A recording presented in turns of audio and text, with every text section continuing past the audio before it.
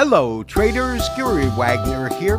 It is 12 o'clock in Honolulu, 6 o'clock in New York on Wednesday, 6th day of September 2023, and this is the Daily Report for Gold and Silver.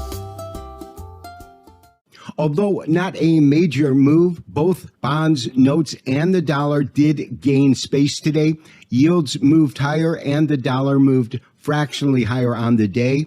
That caused gold to move lower. Currently fixed at $1,944.20, down $8.40 on the day.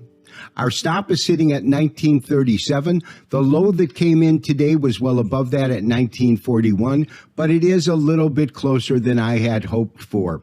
The reason we put our stop at 37, and I apologize for saying 35 yesterday, that was a typo, was to protect ourselves from this low that came in on the 29th of June at $1,939.50. As long as we hold this line here, $39.50, I think that we should see gold rebound and begin to move back up. Concern right now doesn't revolve around what the Federal Reserve will do when it meets on the 20th for the September FOMC meeting. Odds are in favor of the Federal Reserve not raising rates at the September FOMC meeting.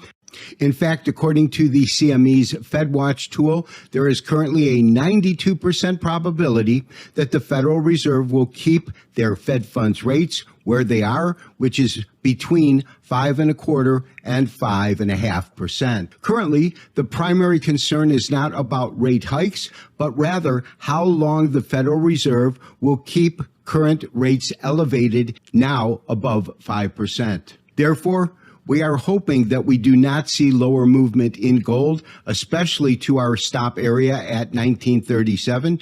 And for the interim, my recommendation is to maintain your current long position along with your stop. In terms of recent declines in the precious metals, silver has been exhibiting the largest percentage decline, down the same number of days, however, with a much steeper decline. However, unlike gold, silver did break through a technical level today, the 38.2% fib retracement at $23.60. When we look at this chart, we have a series of highs that come in here.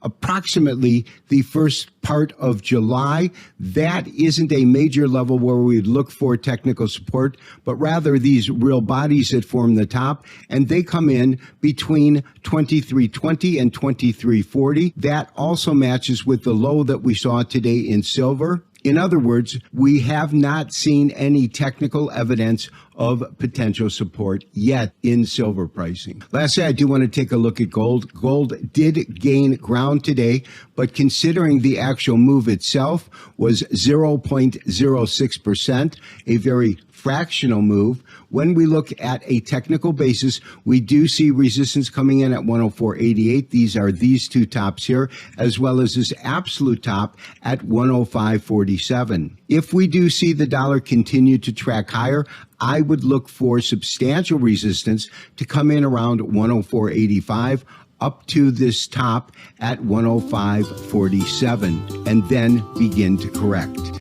This has been Gary Wagner wishing you as always good trading. We will talk to you tomorrow for the next daily update and review. Bye-bye.